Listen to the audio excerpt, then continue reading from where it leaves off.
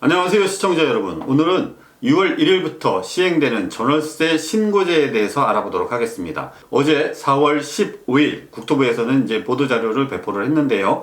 곧 시행됩니다. 이 시행이 어떻게 되고 우리가 신고는 어떻게 해야 하는지 알아보도록 하겠습니다. 신고 의무자입니다. 신고 의무자는 임대차 계약 체결일로부터 60일 이내에 임대인과 임차인이 공동으로 신고를 해야 합니다. 두 번째, 신고 대상 주택입니다. 신고 대상 주택은 폭넓게 규정을 했습니다. 주택임대차보호법상 주택, 이렇게 발표를 했는데요. 설명을 해드리면 주택임대차보호법상 주택은 주택이 아니더라도입니다. 상가 건물, 공장, 이런 건물의 창고, 여기에 주거의 형태를 갖추고 전입신고를 마친 때 이것은 주택임대차보호법상 주택으로 간주를 합니다. 임대차 계약을 하면 신고를 해야 합니다. 신고 대상 금액입니다. 대통령령으로 정하는 금액을 초과하는 계약이라고 이제 발표를 했는데요. 꼭 이렇게 어렵게 얘기를 합니다. 쉽게 얘기를 하면 보증금, 전세든 월세든 보증금이 6천만 원을 초과하는 계약, 초과입니다. 6천만 원까지는 신고를 안 하셔도 됩니다. 월세인 경우 월 임차료가 30만 원을 초과하는 경우 둘 중에 하나만 초과해도 신고 대상이 됩니다. 그럼 신고를 어디다 해야 할까요? 시군구청 민원실이고 읍면동 출장소에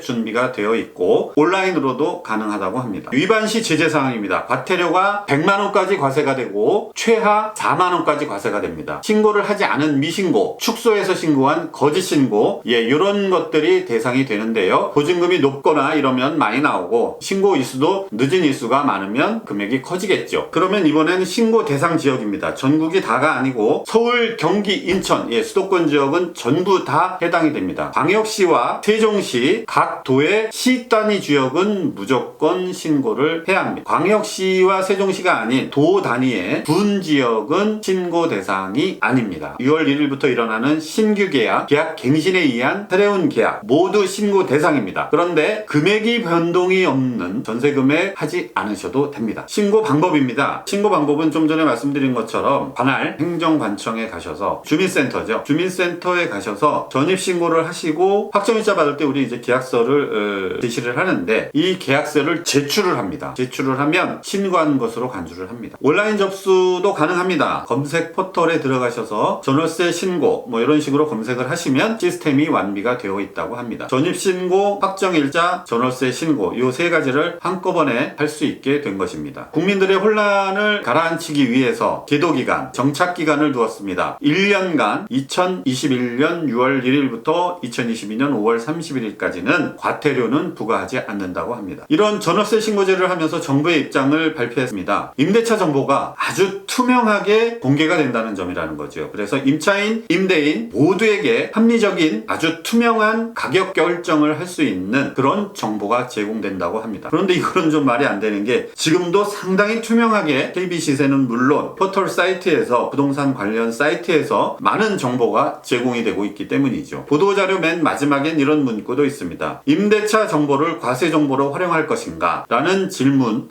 답변은 이렇습니다. 임대소득과는 전혀 관계가 없다. 신고 정보를 과세 정보로 활용할 계획도 없다.